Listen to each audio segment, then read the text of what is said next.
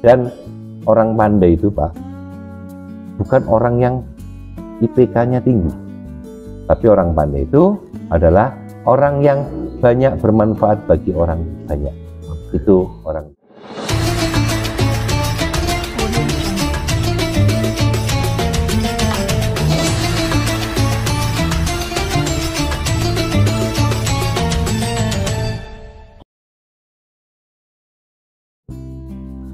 Assalamualaikum warahmatullahi wabarakatuh. Waalaikumsalam. Pemirsa Pojok At-Taqwa yang kami hormati dan insya Allah dirahmati oleh Allah. Pada kesempatan hari ini At-Taqwa tampil lagi, cuma dengan host yang berbeda. Saya Armansyad coba menggantikan host yang biasanya, Mas Haji Wahyu yang kebetulan sekarang lagi berhalangan. Pemirsa Pojok At-Taqwa, seperti yang Anda ketahui bahwa Masjid At-Taqwa punya banyak kajian, baik yang dilakukan pagi hari maupun malam hari. Topik-topiknya bisa meliputi fikih, tauhid, belajar mengaji, ataupun bidang yang berkaitan dengan kesehatan. Nah, kali ini topik kita akan berkaitan dengan kesehatan yang kebetulan di Masjid At-Taqwa kajian ini dilakukan sebulan 2 kali, tepatnya hari Minggu pagi di minggu ke-1 dan ke-3. Narasumbernya sangat istimewa. Saya tidak akan memperkenalkan beliau, tapi biar beliau yang memperkenalkan diri. Ini narasumbernya, monggo Pak Dokter memperkenalkan diri, boleh dari nama dan seterusnya. Monggo silakan. Siap Arman. Bismillahirrahmanirrahim. Assalamualaikum warahmatullahi wabarakatuh. Ya, saya perkenalkan, nama saya Dr. Tantowi Jauhari. Saya biasa dipanggil dengan nama Dr. Tommy.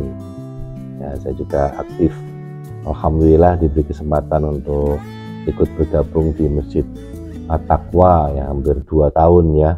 Saya bergabung di sini dengan segala macam-macam acaranya di sini. Kita bisa bertemu dengan bermacam-macam bersilaturahmi dengan macam-macam teman, sehingga kita bisa tambah wacana dan wawasan untuk saling berkomunikasi dan silaturahmi.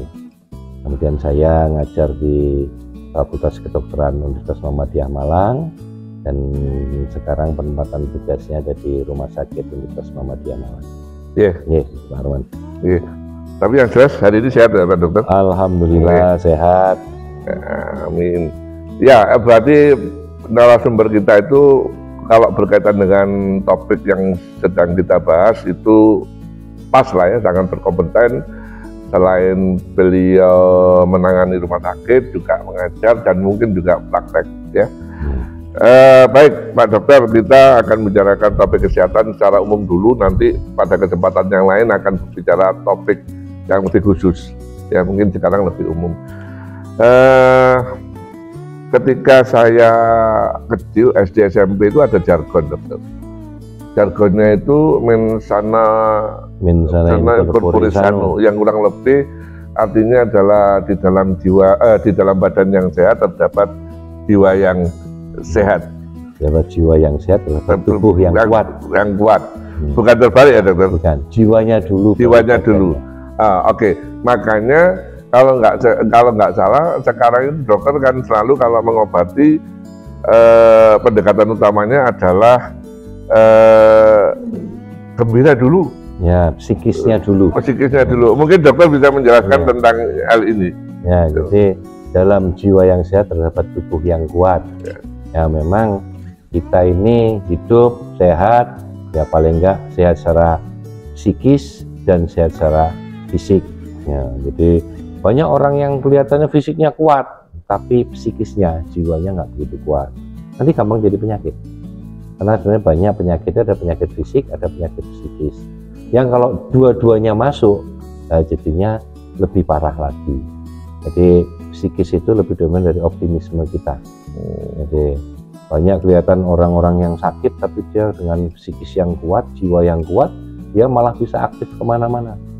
Kelihatannya bukan orang sakit, tapi banyak orang yang sehat sebenarnya, tubuhnya sehat, tapi karena ada faktor stres, jiwanya sakit, sehingga sistem daya tahan tubuhnya jadi itu turun karena psikisnya itu, sistem imunnya turun. Jadi kalau orang stres itu ya diapa-apakan. Sekarang ini tingkat stres kan tinggi sekali sebenarnya, karena orang ingin meraih sesuatu dengan cara yang cepat, mudah, saingan dan sebagainya. Nah ini kalau tidak diiringi dengan jiwa yang sehat, kompetisi yang sehat, ya itu akan jadi penyakit, stres yang muncul. Nah stres ini nanti akan bikin apa? Ya tubuh kita gampang sakit. Ya minimal dengan stres itu apa? Tubuh kita jadi pegel-pegel, daya tahan tubuh kita itu turun, jadi gampang penyakit, capek-capek, dan bahkan mungkin karena pikiran kita terlalu stres, asam lambungnya gampang naik. Nah penyakit asam lambung jadi naik. Nah ini yang kadang-kadang bikin jadi nggak nyaman. Makanya faktor psikis itu penting sekali untuk mencoba mendasari supaya tubuh kita ini jadi kuat. Oke. Artinya perkataan penting ngaji itu bermakna duluan jiwa yang sehat atau harus bersamaan, Dok? Idealnya jiwanya dulu yang sehat. Ya bagusnya bersamaan, sehat jiwa dan sehat tubuh. Tapi jiwa itu penting yang pertama kali, karena di tubuh itu misalnya dia badannya gagah, tapi jiwanya, psikisnya itu kurang kuat, ya sudah, ya nanti akan agak susah untuk menghadapi lingkungannya. Oke. Kalau dikaitkan dengan konsep kesehatan di Islam, bagaimana hal ini, Dok? Jadi kalau di Islam itu, boleh kalau saya bukan ustadz ya, tapi kalau kita katakan di dalam Islam, ya bagaimana kita itu bisa kita itu dekat dengan Allah, kita itu bagaimana bisa menerima apa adanya, menerima takdir, menerima jalan yang telah ditentukan, tapi tidak lepas dari apapun kita tetap usaha dengan yang baik dan diakhiri dengan tawakal. Apapun hasilnya itu nomor 2, tapi yang dihitung adalah usahanya. Berarti dalam konsep kesehatan Islam itu seiring ya dengan konsep tadi yang bahwa jiwa itu harus sehat dulu, akan turun ke harus seiring. Ya harus seiring. Kalau tidak seiring nanti akan jadi timpang. Jadi kalau kita bisa lihat bahwa kalau kita itu jiwa yang sehat berarti kita harus wiritan terus, ya nggak boleh. Kita kan harus bermasyarakat. Jadi orang wiritan terus, saya kalau nggak salah pernah baca cerita tentang Rasulullah itu zaman Madinah, itu ada orang yang wiritan terus di masjid aja, malah ditegur Rasulullah. Nah kalau kamu wiritan terus, bagaimana kamu bekerjanya? Ya. Hanya mengandalkan bekerja, makan minum mengandalkan kiriman orang lain, itu juga nggak boleh. Berarti nggak ada usaha. Ya. Nah untuk usaha membutuhkan apa? Membutuhkan kekuatan, membutuhkan tubuh. Tubuhnya harus kuat supaya usahanya jadi lebih baik. Tapi kita juga harus paham bahwa kita ini hidup juga ada takdir. Tapi kita nggak boleh hanya dia menunggu takdir. Tetap harus ada usaha. Nah, usaha ini adalah ikhtiar yang harus dikerjakan seoptimal mungkin, dan semua nanti hasilnya apapun dikembalikan pada Allah. Oke. Jadi kesehatan rohani dalam konsep kedokteran kesehatan modern tadi, kalau di Islam itu hablum minallah ya. Ya, hablum minallah ya. Beribadah bisa melalui sholat, zikir dan sebagainya. Sholat, zikir semua, dan apapun yang ditentukan oleh Allah ya diterima. Ya. Ikhlas ya. Ikhlas ya, ada ikhlas. Apapun yang ditentukan oleh usaha kita udah maksimal, apapun yang ditentukan oleh Allah ya harus diterima. Ya. Ada contoh mungkin dalam praktek bagaimana kesehatan jasmani dalam hal ini kaitannya dengan ibadah kepada Allah bisa meningkatkan kesehatan pasien misalkan. Mungkin ada contoh yang seperti itu. Ya, jadi gini ya Pak ya, di beberapa penyakit itu ketika orang didiagnosa suatu penyakit tertentu, kadang-kadang kan pertama kali yang sering adalah kita nggak nerima, namanya denial. Enggak, kok aku nggak sakit seperti itu. Akhirnya berburu ke dokter-dokter yang lain karena tidak nerima bahwa saya didiagnosa penyakit seperti itu. Nah, contoh yang paling gampang penyakit diabetes, penyakit gula. Mohon maaf ini ya.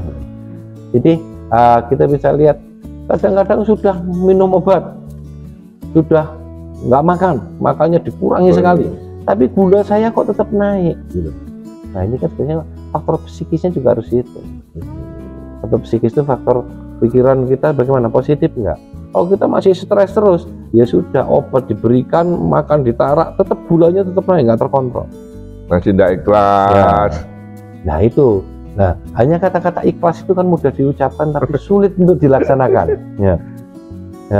Jadi ketika orang itu jadi ikhlas itu kita sudah mendekati akhir, dia baru merasa dirinya dan bisa menerima. Masalah ikhlas. Udah nggak ada pilihan yang lain. Tapi ketika awal-awal selalu akan ada pertentangan. Apakah benar saya sakit yang seperti itu? Ya. Jadi di penyakit-penyakit itu tergantung daya tahan tubuh kita naik dari mana? Dari optimisme. Kalau di teori Barat mengatakan berpikir positif, selalu positive thinking. Apa yang terjadi ketika kita berpikir positif? Kita selalu merasakan apapun yang diberikan oleh Allah untuk kita adalah satu kebaikan. Mesti ada hikmah di balik itu. Ya, hanya untuk berpikir yang kesana itu agak sulit sekali. Ya, jadi, tapi kalau kita itu pikiran kita ini kemerungsung, ya kalau bahasa Jawanya itu kemerungsung, ya kita juga gampang sakit. Ketika sakit pun diobati dengan pikiran kita kemerungsung, nggak percaya, nggak tawakal, itu juga kesembuhannya jadi lambat. Ya. Dan di dalam tubuh itu juga ada yang namanya ketika kita merasa sakit, tubuh kita itu juga punya hormon untuk menahan sakit, namanya hormon endorfin. Nah, endorfin itu muncul dari mana? Dari kepasrahan kita, tawakal kita kepada Allah, endorfinnya itu akan muncul. Dan hormon endorfin itu kekuatannya bisa 10-100 kali lebih kuat daripada morfin. Nah, makanya kadang-kadang ada orang-orang yang lagi sakit, kecelakaan dan sebagainya, dengan menurut kita sakit sekali, tapi mereka ternyata masih bisa tersenyum dan sebagainya. Kenapa? Karena tingkat kepasrahannya tinggi, endorfinnya dikeluarkan, sehingga rasa sakitnya jadi hilang. Seberapa besar obat jasmani ini bisa menjadi bagian dari pengobatan pasien, dok? Maksudnya kalau di persentase itu seberapa besar sehingga kita itu bisa menjadi lebih yakin bahwa kepasrahan, keikhlasan itu memang patut diupayakan. Ya, saya nggak punya data untuk persentasenya, tapi optimisme dan keyakinan kita untuk sembuh dan kita itu selalu berpikiran positif itu sangat berpengaruh pada pengobatan. Jadi ada orang yang dengan sakit tertentu yang harusnya menurut teoritis mengatakan 3-4 hari sembuh, tapi kok ternyata berlama-lama. Bertahun-tahun ya bahkan. Ini kadang-kadang kita harus berpikir, jangan-jangan orang ini banyak masalah. Nah, tapi kan orang dikatakan banyak masalah juga nggak mau nerima. Nah, dikatakan stres juga nggak mau. Nah, sehingga bagaimana kita harus menggali, bagaimana supaya diri mereka itu tahu bahwa ini penyakit, dan dikatakan bahwa kalau ada suatu penyakit mesti ada obatnya. Nah, obatnya dengan berbagai macam cara, tidak hanya obat fisik aja, tapi ada obat psikis. Kita juga disuruh berdoa, berdoa dengan kepada Allah, karena yang bikin penyakit dan menyembuhkan itu Allah. Ya, sehingga bagaimana kita berdoa. Dan juga ada contoh-contoh ketika mungkin dalam sejarah manusia penyakit yang paling berat itu ya dijalani oleh Nabi siapa dia yang penyakit itu ya? Yang gatal Nabi Ayub. Ya, Nabi Ayub. Kalau kita lihat di ceritanya Nabi Ayub itu belasan tahun dari orang kaya sudah dikasih penyakit, anaknya diambil semua, hartanya diambil semua. Kalau kita lihat bahwa ternyata kalau kita lihat di doanya Nabi Ayub itu ya, Rabbi anni masaniyad duru wa anta arhamur rahimin. Ya, Nabi Ayub doanya itu. Kalau saya baca kelihatannya artinya itu bukan disembuhkan. Ya Allah sembuhkan aku, bukan. Ternyata beri saya kasih sayang. Kalau nggak salah kita secara gambaran kasar, arti kasarnya adalah bahwa Nabi Ayub tidak minta ya Allah sembuhkan saya, tapi ya Allah beri aku kasih sayang. Ya, sehingga ternyata pelajaran yang bisa diambil dari cerita itu sebenarnya kita itu disembuhkan oleh Allah itu jadi baik apa enggak? Belum tentu. Tapi kalau kita diberi kasih sayang oleh Allah, tentunya itu yang terbaik. Ya. Dari cerita Nabi Ayub ini. Ya, oke. Jadi sudah jelas para pemirsa Pojok Takwa bahwa kesehatan secara umum itu ada dua, kesehatan jasmani dan rohani. Dalam konteks Islam, kesehatan rohani itu tidak bisa disepelekan karena punya pengaruh cukup besar, sehingga harus diupayakan, sehingga proses ibadah kedekatan kita kepada Allah perlu mungkin ini terakhir Dok, karena memang penggalan-penggalan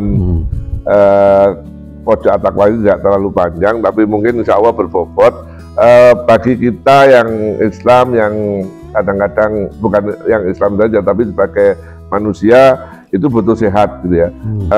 Ada dua tahapan, yaitu berkaitan dengan kesehatan, yaitu sehat dan sakit. Kira-kira ketika kita sehat, apa yang harus dilakukan dalam konteks tadi, dan ketika kita sakit, apa yang harus kita lakukan, sehingga kita posisinya selalu insya Allah dalam kondisi sehat. Tapi dalam konteks keseimbangan antara jasmani dan rohani. Memang kita ini disuruh hidup itu dalam posisi keseimbangan. Seimbang dalam artian apa? Ya, hablum minallah, hablum minanas, tetap harus seimbang. Kita disuruh berdoa terus itu juga nggak benar. Tapi kita juga harus bermasyarakat, hidup dengan lingkungannya, sehingga ada terjadi keseimbangan supaya kita itu jadi hidup sehat. Hidup sehat dalam artian apa? Kita tidak menyendiri, tapi kita juga bermasyarakat. Dan orang pandai itu Pak, bukan orang yang IPK-nya tinggi, tapi orang pandai itu adalah orang yang banyak bermanfaat bagi orang banyak. Itu orang pandai. Sehingga kalau kita mau hidup yang baik, hidup yang seimbang, ya tetap komunikasi kita dengan Allah, dengan ibadahnya benar, tapi kita komunikasi dengan masyarakat dan lingkungannya benar. Dan yang terbaik adalah bagaimana kita bermanfaat bagi orang banyak. Ya. Oke. Mungkin kali ini cukup sampai di sini Dokter, karena memang nanti kesempatan yang lain kita akan membahas bidang kesehatan yang lebih spesifik, misalkan kesehatan jantung, kemudian pengobatan penyakit tertentu dari sisi Islam dan sebagainya. Kalau boleh saya simpulkan lagi bahwa dalam konteks Islam, beribadah itu bagian dari pengobatan lah ya, untuk menyehatkan jiwa, karena kesehatan secara holistik itu adalah mencakup sehat jasmani dan rohani. Mohon maaf kalau ada salah kata, dan mudah-mudahan apa yang kita lakukan, kita diskusikan bermanfaat buat semua. Assalamualaikum warahmatullahi wabarakatuh. Waalaikumsalam.